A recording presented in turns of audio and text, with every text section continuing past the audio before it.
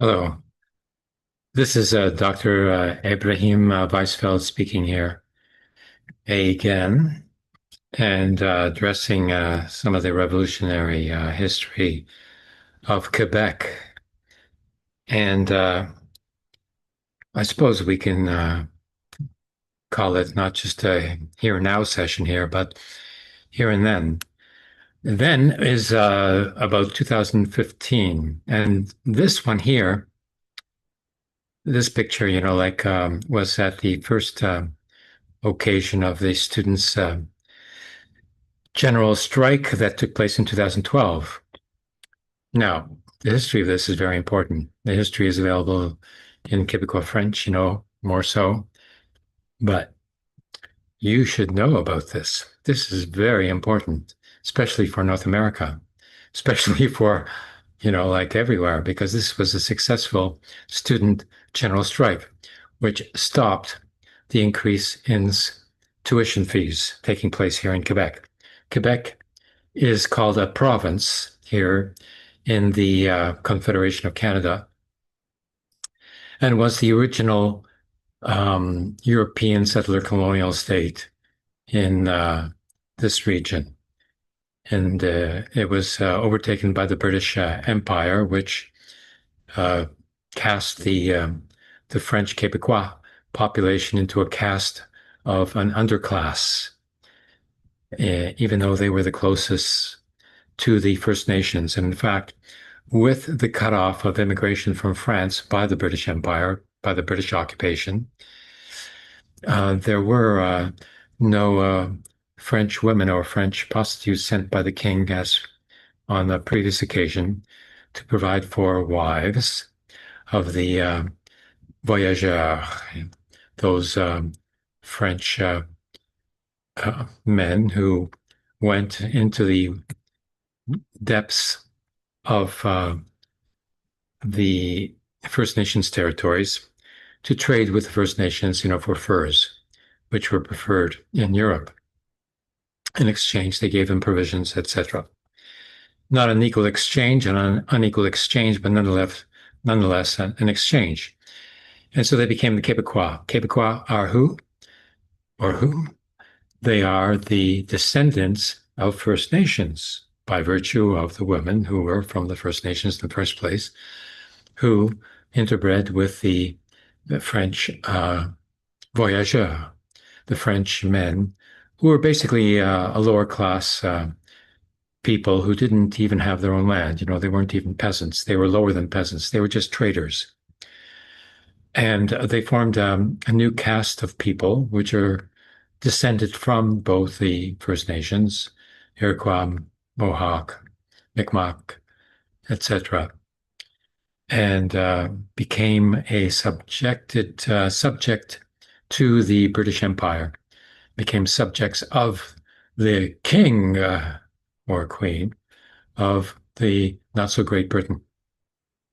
Okay, so what happened here? Now, the Québécois are much more so in working class milieu than are the Anglophones, who set themselves up as an upper middle class, caste of people who were living off of the poorly paid Québécois workers who kept the place running here. Since then, of course, there have been various political parties which have taken hold and have forced a certain degree of autonomy for Quebec within the Confederation of Canada, so that Quebec now has power. Okay. Now they have power over healthcare, they have power over education, and Quebec government has power over all these social services that are available. Now, of course, like being a upper class phenomena, those parties, sought to minimize the benefits of social services and to increase the investment power of the Québécois national bourgeoisie, which exists. However, they didn't get away with it. So in 2012, when they proposed an increase in tuition for the university and college students of Quebec, well, you know, because there was a lower tuition to begin with in the first place, the percentage of working class youth who went to study at university was double that which exists in Ontario, the Anglophone province. Okay, so 20% of the student population were working class Québécois, and then they get told, that they're going to be forced to increase their tuition fee payments. And they know that that means that they would be excluded from university education because they wouldn't be able to afford it. And if they were to take out student loans to that effect, they would be buried in debt thereafter. They know this and they refuse this. Okay, so they went on strike, general strike. 2012, they got along, for a while. And then, the media, corporate media and the public media, including Radio-Canada, denounced them as being mischievous infants who were just out there, to have fun in the streets, and that they were bad boys and bad girls. And people believed it, and even, the students began to believe it, and felt that they had no, leeway, to proceed, with the general strike. And at the General Assembly at the University of Québec Montréal, which I attended as an oldie amongst all of the youth there, they were actually, induced to vote in favor of ending the strike. I presented an amendment, to make it a suspension of the strike in order to renew the struggle against tuition fee increases, because of course they're not going to stop with a small tuition fee increase. They're going to continue to do so to, be the same as the Ontario student fees. And because, a lot of students from Ontario came to the universities here in Quebec and Montreal, especially the prestigious McGill University, in order to pursue their studies, at a lesser cost, like working class students from Ontario wanting to take advantage, of the lower tuition fees, here in Quebec. So, they made this into a big, cause célèbre, for the national identity of the Québécois, saying that they're doing that in order to stop the bad, Anglos from Ontario coming to Quebec to study, when in fact, they couldn't care less, about the working class students here in Quebec who would have been excluded, as a result of tuition fee increases. Okay, so what happens next? They want to increase the tuition fees again, right? So, and that's the Liberal Party with Neturei as the Premier Minister, which means Prime Minister of Quebec. And there's a Prime Minister of Canada as well, but the same term is used in Quebec because Quebec considers itself to be a nation. And in fact, the House of Commons unanimously declared Quebecois to be a nation because not Quebec, but the Quebecois to be a nation on the initiative of the Harper Conservative government, which wanted to make some leeway in Quebec and get a majority over the Liberals who were monopolizing, the French Canadian vote. French Canadians is what they were called then. Now, Québécois, Québécoise. So, what happened? UQAM, University of Quebec Montréal, where I was a doctoral student in the Department of Political Science and the Faculty of Political Science and Law, decided to go on strike. And they got the support of many other universities. And they started off with a strike in January with 80,000 students on strike throughout Quebec. Now, first demonstration on January 22nd in Quebec, in support of this general strike, took place with about 10, 20,000 students, demonstrating. February 22nd, it turned into 50,000. And then March turned into 100,000, even though the number of students actually on strike diminished from 80,000 to 60,000. Then the month following, in May, 300,000 students were out there in the streets taking over downtown Montreal and going wherever they wanted to go, And the cops, they just stood by and watched, cops who never even thought about going to university. All they cared about was getting a cushy job, with a good salary and a pension, at the end of it all. And then, finding some woman, who was looking for a man to sponsor their house with money, would make their families, and live happily ever after. So they were just standing there. They, really had no sort of personal investment in the whole thing. Surprised, being very surprised. Everybody was surprised. The students kept on going on strike. This general strike lasted for 7 months and won. The Charest government, had to concede to them, okay, to end the strike. And then after that, he figured, that he could go to it was a minority government, so he wanted to have a majority government, to perpetuate, his dominion of the Québécois national bourgeoisie, which considers itself to be French and not Québécois, of course, because they never intermarried, with the First Nations. So they were French. So goes into a general election, snap general election, and he loses the election. And who wins? The Parti Québécois, this right-wing populist, right of center, like populist, formation that had supported the strike. And the leader, a woman, Pauline Marois, who I met on the street, pointed to my red little square of felt, which was a symbol of the strike, So the little red square meant in French, carrément rouge, which means, like really angry, like nobody's gonna, like get around me, like I'm gonna be, like this angry, until I get what I want. And that's what everybody was saying at the same time, like this is like 60,000 students on a general strike, representing all the students, of course. And this is the students, that were in the streets that kept on going on strike were the working class students, the 20%. And it was enough, to bring the government down. So Pauline Marois, on the first day after the election, declares that the tuition fee increase was canceled, abrogation in French, abrogated in English. I don't know if it's a word in English. In any case, canceled is what it means, because they still wanted to go ahead with the tuition fee increase, and the Liberal Party, put it up to the public as to, increase the tuition fee increase for the students, the bad students, didn't turn out to be so bad after all, according to public opinion. So Pauline Marois wins this election for the Parti Québécois, which is the party that used to be, the party of René Lévesque, who himself came out of the Liberal Party previously.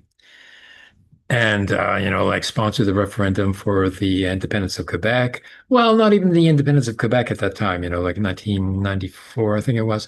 And they got, 48.34% of the vote. And they didn't do anything with it, like they sort of gave up, and René Lévesque said, until next time, à la prochaine, like I came to Montreal just, to see what was going to be happening there, like he got up there, all sort of sad, like, oh, poor me, like, have pity for me, like it's all about me type thing, and never did anything. They could have called the Constituent Assembly, to draw up a constitution and put it, to a referendum so that people would actually have something to vote for instead of just, this wild wish of René Lévesque, and that people sort of, were worried about, because they thought that they might lose their unemployment insurance, if they voted for, if Quebec became independent, because unemployment insurance was still controlled by the Ottawa government, of Canada. So, Pauline Marois, is Prime Minister now. And on the first day, she abrogates, tuition fee increase. And also, she abrogates, the law number 68. What was this law? This was a law that allowed the police to arrest anybody that they wanted to, basically. Like if you went into the street to demonstrate, and you didn't have a permit from the police in the first place, then, you were in violation, of the police ordinance. Not a law, just, what the police, had to say in the matter. And they called this a law 68, but it wasn't really a law, like it was giving, like power to the police, which they didn't have in the first place. So, and the courts didn't agree with it that law as well. So Pauline Marois abrogated the law of 68. Nice, very nice. And that very first night, she was coming to speak, at a hall, usually a music hall, like music performances are a big deal here in Quebec. So she went, to this place, that was very popular. And this one jerk, a German Quebecois guy, comes there with a gun from the back door. How they got through the back door, without the police, being aware of it. Well, the police didn't care, actually. They didn't sort of, put any security on the back door. So he walks in there, shoots a worker, technical worker, stage worker, kills him, and then goes after Pauline Marois. So finally, somebody, like another work, takes him down. Police finally come and arrest this guy. And I hope he's still in jail. Who knows? The media doesn't report about this sort of thing. And then, the strike won. We won, and so, we kept tuition fees low here in Quebec. So, the number of working class students increased even more. So that, no way could they try to sort of, increase tuition fees, once again, because, the students who were powerful were becoming more powerful because there was more working class students amongst the student body to make sure that it was not going to happen again. So this all started in 2012, and this banner, is exemplifies in exactly, what happened thereafter, for a direct democracy. They took democracy in their own hands and they implemented it. They said, no way are you going to increase our tuition fees and get us kicked out of, university because we want to have, an education. We don't want to be a slave anymore. Wage slave, you know what that is? Wage slave, where you go and find any job, they'll pay you enough of a salary so you can pay for your rent and food. That's about it. So you're a slave. It's like in feudal times, like where the, landlord, had you operating on the fields, to collect all the food, that was sold at a profit. In exchange for what? In exchange for some little hut with a patch of land where you can grow vegetables. And that's about it, so peasants. Yeah. So there's, are all the Quebecois supposed to be treated as peasants?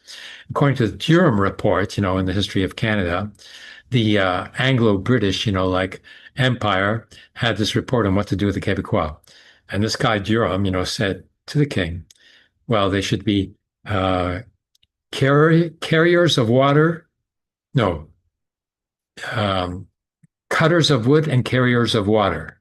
And this is a quote from the old Judaic Torah, in which slaves were treated as such. This was, reference to slaves.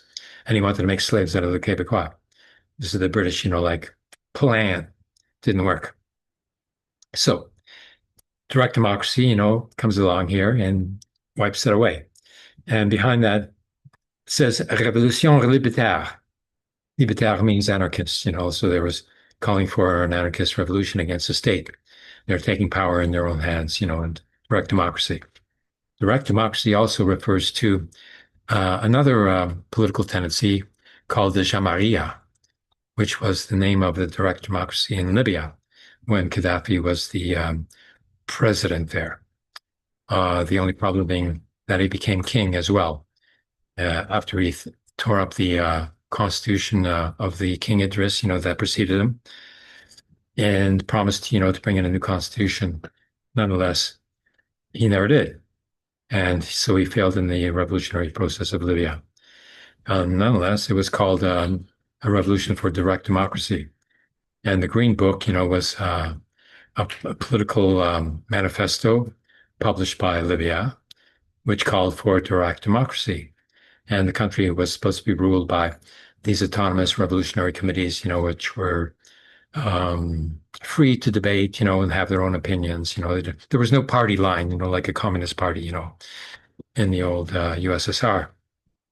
And by the way, did you know that USSR stood for the Union of Soviet Socialist Republics? Except that after 1926, there were no more Soviets. And the republics, the autonomous, territorial autonomies that represented the various nationalities, nonetheless, were subjugated to a centralized rule as well. Okay, I'm going to tell you the story of my father. My father was a refugee in Russia, right? And, there's supposed to be, like a worker state, that the state, is supposed to be operating on behalf of the working class, making life, something that was other than that of a slave's existence. Well, ever hear of martial law?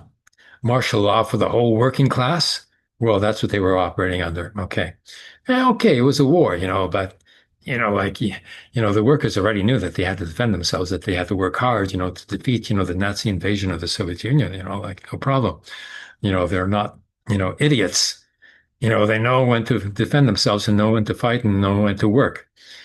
But, Stalin and the bureaucracy you know, took up the initial sort of proposition for militarization of labor that was proposed initially by, you won't believe this, Leon Trotsky, Lev Davidovich Bronstein. Yeah, man. Like, and he wrote a book called The New Course, in which he was calling for the militarization of labor in order to reinforce the Soviet Union during its civil war against the White Army, and incidentally also against the Black Army in Ukraine. What was the Black Army? Black Army was just like this black banner here, like they were the anarchist army that was fighting for liberation from the Tsarist monarchy, like the communists were, and like Trotsky was, but they wanted the autonomy, the independence of Ukraine, which Lenin agreed to in the first place, because he supported, self-determination for oppressed nations, right? And what happened? Destroyed the Black Army. Black Army also destroyed a lot of communists in the Red Army. And then, both were weakened until eventually, like the destruction of the Black Army in Ukraine opened the door to the Nazis, which found a lot of sympathizers amongst the Ukrainians during the Second World War and the invasion of the Ukraine. And they formed, battalions that were pro-Nazi and Ukrainian, who went around under the name of Bandera, and, killed off about 100,000 Ukrainian Jewish people who formed, previously about 35% of the population of Odessa. Hmm? So that's what, direct democracy is opposed to.